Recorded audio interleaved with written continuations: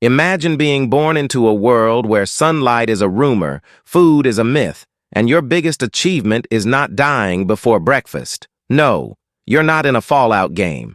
You're in Earth. 74,000 years ago. Why so specific? Because that's when the Toba Supervolcano decided to do a little planetary makeover. You know, block out the sun, freeze the atmosphere, kill 90% of all plants. Minor stuff.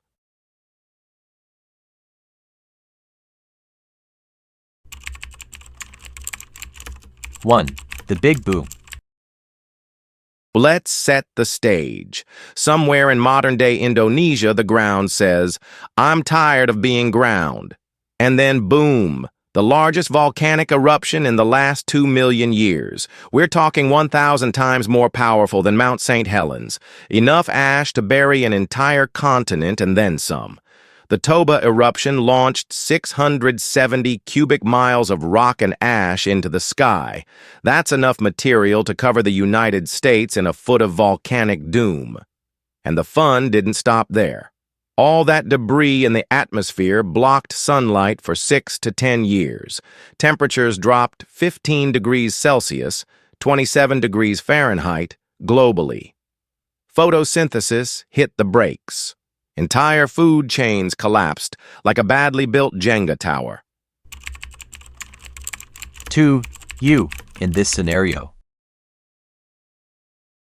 Now, imagine you're born into this. Your first breath? Ash-filled. Your baby food? Non-existent. Your family? Currently debating if bark counts as a snack. You live in a world where the sun looks like a dim LED bulb on its last day. Rivers freeze overnight. Your village just voted to eat the slowest person first. Your to-do list today? Don't freeze. Don't starve. Don't inhale volcanic glass. And if you're wondering where your ancestors found warmth, spoiler alert, they didn't. They just huddled in caves, wore animal skins, and hoped that not moving too much would save calories. Sometimes it worked. Sometimes, saber-toothed cat. 3. Welcome to volcanic winter. Toba didn't just nuke the neighborhood. It triggered what scientists call a volcanic winter.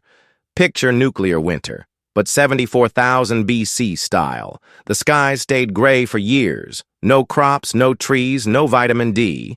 You'd think this was the apocalypse, and honestly, it kind of was. We're talking mass die-offs of plants, herbivores, predators, and yes, humans too. 4. The Great Shrink, Humanity on the Brink. At the time, early Homo sapiens were barely getting their act together. Fire, new, language, mostly grunts.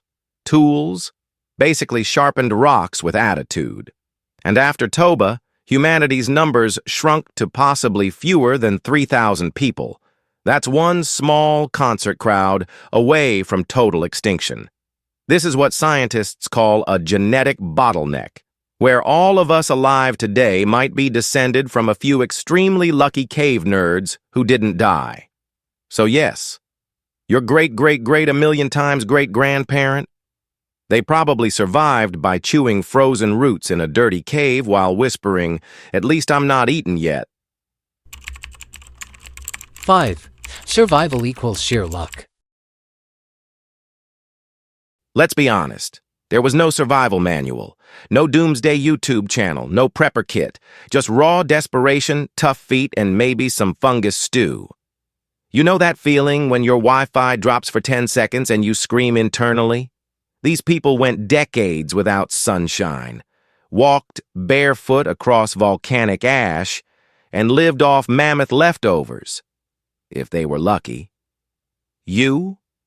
You'd have lasted 3 days, 4 if you were good at not blinking in ash storms. 6. A miracle in your DNA. And yet, someone made it. Someone like you, but hairier, dirtier, and less whiny, stuck it out.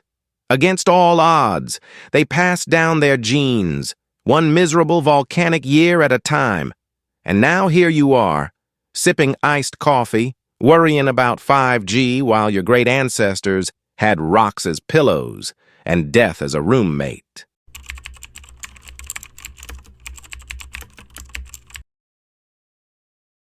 So next time you think life is hard, just remember, you are the miracle that volcanic death couldn't erase. Now honor your ancestors by doing the only brave thing left to do. Hit that subscribe button, like the video before the next supervolcano blows, and drop a comment. What other terrible time in history should we barely survive next? We'll see you in the next disaster. Bring snacks.